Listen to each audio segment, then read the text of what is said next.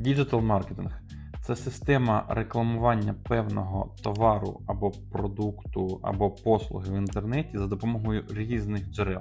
До цих джерел можуть відноситися SEO-просування, контекстна реклама, таргетована реклама, тізерна реклама, будь-які типи банерів, наприклад, в онлайні. Відрізняється вона від звичайного класичного маркетингу тим, що можна сегментувати гарно аудиторії по віку, по інтересам, по зацікавленостям.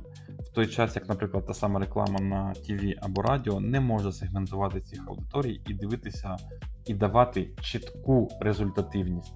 Тобто можна просто взагалом зрозуміти, чи є у вас, наприклад, продажі після того, як ви запустили рекламу, там, наприклад, на радіо.